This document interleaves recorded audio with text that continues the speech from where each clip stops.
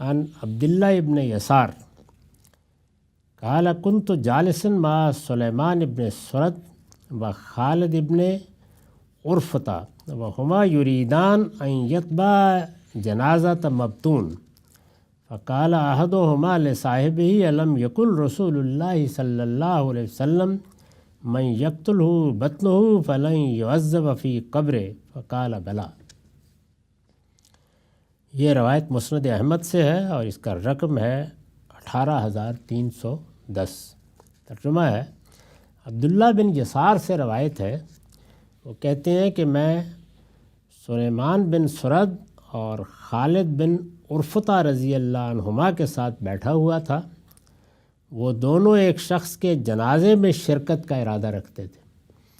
یعنی کسی جنازے کی اطلاع مل چکی تھی اور دونوں کا خیال تھا کہ جائیں گے، جو پیٹ کے مرض سے فوت ہوا تھا۔ اس حال سے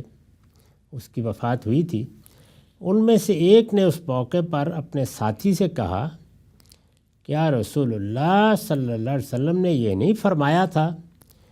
کہ جو شخص پیٹ کی بیماری سے فوت ہو جائے اس کو ہرگز قبر میں عذاب نہیں ہوگا؟ اس کے ساتھی نے جواب میں کہا، ہاں کیوں نہیں، یعنی انہوں نے تائید کی کہ میں نے بھی سنا تھا کہ یہ بات فرمائی تھی۔ اس پر میں نے حاشیہ لکھا ہے، مطلب یہ ہے کہ ایمان و عمل میں سبقت کرنے والے اگر کسی سزا کے مستحق بھی ہوں، یہ وہی چیز ہے جس کو سورہ توبہ میں اس طرح بیان کیا ہے کہ آدمی ایمان والا ہے، اچھا عمل بھی کرتا ہے، لیکن غلطیاں ہو جاتی ہیں اور بڑی بھی ہو جاتی ہیں۔ ظاہر ہے کہ چھوٹی چھوٹی غلطیوں کے بارے میں تو اللہ تعالیٰ نے اپنا قانون ہی بیان کر دیا ہے اور یہ کہا ہے کہ یجتنبون کبائر الاثم والفواحش، وہ لوگ کے جو بڑے بڑے فواحش سے اور بڑے بڑے گناہوں سے بچتے ہیں، نکفر عنہم سیئاتہم، ہم ان کی چھوٹی خطائیں ویسے ہی پاک کر دیتے ہیں۔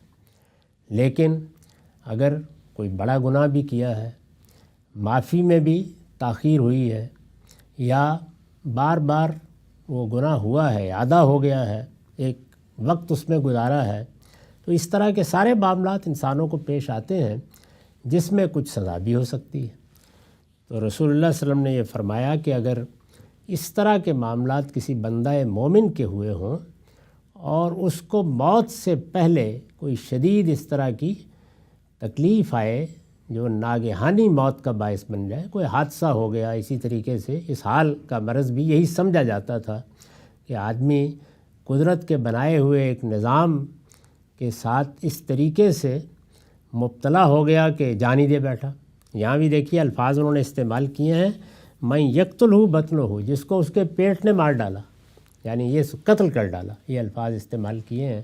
تو اس طرح کے معاملات میں یہ دوسری روایتوں سے بھی معلوم ہوتا ہے کہ رسول اللہ صلی اللہ علیہ وسلم نے یہ بشارت دی ہے کہ مرتے وقت جو اس طرح کی اذیت ہوئی یا اس سے پہلے کسی مرض میں مبتلا رہے یا ایک لمبا عرصہ تکلیف اٹھائی اور اس طرح کا کوئی حادثہ ہے،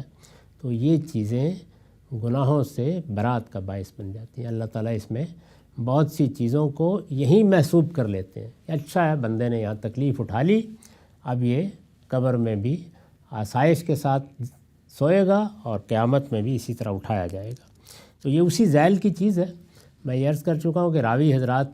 کوئی مقدمہ قائم کر کے پوری بات نہیں بیان کرتے، ظاہر ہے کہ ایک جملہ ان کے ذہن میں ہے، انہوں نے بیان کر دیا۔ مطلب یہ ہے کہ ایمان و عمل میں سبقت کرنے والے اگر کسی سزا کے مستحق بھی ہوں تو اس طرح کی ناگہانی آفات جس اذیت کے ساتھ موت کا باعث بنتی ہیں، جیسے ابھی ہم نے ایک بڑی وبا کو دیکھا، اس میں لوگوں نے بڑی اذیت اٹھائی اور بہت برے طریقے سے وہ معاملات بہت سے لوگوں کے ساتھ ہوئے، بعض اوقات ہسپتالوں میں اپنے اعزاء نہ جا سکے، تدفین میں شریک نہ ہو سکے، تو اس سے جو ایک ذہنی اذیت ہوتی ہے یا تکلیف آدمی اٹھاتا ہے، اگر وہ بندہ مومن ہے، صاحب ایمان ہے، اس نے اپنی زندگی بنا سنوار کر رکھی ہے، لیکن وہ صورت ہو گئی کہ خلطوا عملا صالحا وآخر سیئا، یعنی اچھائیاں بھی ہیں، ایمان بھی ہے، لیکن اس کے ساتھ برائیاں بھی ہو گئی ہیں اور ایسی ہیں جن پر گرفت ہو سکتی ہے، تو اللہ تعالیٰ اس طرح کی بعض چیزوں کو اس کا کفارہ بنا دیتے ہیں، وہی ان کے لیے کفارہ بن جاتی ہیں اور اللہ تعالیٰ انہیں معاف کر دیتا ہے۔ چنانچہ اسی سے کفارے کا تصور ہمیں قرآن مجید میں ملتا ہے۔ کفارہ یہ ہے کہ آپ نے کوئی ایسی نیکی کا کام کیا کہ جس کو اللہ تعالیٰ نے یہ اہمیت دی ہے کہ اس کے نتیجے میں بعض گناہ معاف کر دیے، یعنی گناہوں کے لیے وہ کفارہ بن گیا۔ جیسے کہ اگر آپ اپنے کسی قاتل کو معاف کر دیتے ہیں، کسی عزیز کا قاتل ہے، معاف کر دیا آپ نے کہا کہ میں نہیں بدلہ لیتا، تو کہا ہے نا کہ وہ پھر کفارہ بن جاتا ہے، یعنی آدمی کی غلطیوں کوتاہیوں کا۔ تو کفارہ بننے کی بہت سی صورتیں ہیں۔ نیکی کو یا نیکی اختیار کر لینے کو اور توبہ کر لینے کو بھی کفارے کے طور پر سورہ فرقان میں پیش کیا ہے، اور یہ بتایا ہے کہ بڑے بڑے گناہ اور سب سے بڑے 3 گناہوں کا ذکر کر کے بتایا ہے، شرک، قتل اور زنا۔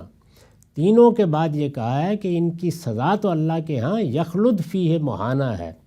یعنی ہمیشہ کی جہنم ہے، ہمیشہ کی آزردگی ہے، ہمیشہ کی ذلت ہے۔ لیکن اگر کسی نے توبہ کر لی اور صدق کے دل سے توبہ کر لی تو صرف یہ نہیں ہے کہ معاف کر دوں گا، یہ کہا ہے کہ نہیں، اس کی جگہ نیکیاں رکھ دوں گا۔ یہ بھی ظاہر ہے کہ کفارہ بن گئی، توبہ آدمی کے لیے اللہ کی رحمت کو متوجہ کرنے کا ذریعہ بن گئی۔ یہاں بھی وہی بات بیان ہوئی ہے، اس میں کوئی ایسی چیز نہیں جس کو استبعاد کے نظر سے دیکھا جائے۔ قرآن میں جو اصول بیان ہوئے ہیں کفارے کے، انہی کو سامنے رکھیں تو یہ روایت بھی سمجھ میں آ جاتی ہے۔ وآخر دعوانا الحمدللہ رب العالمین۔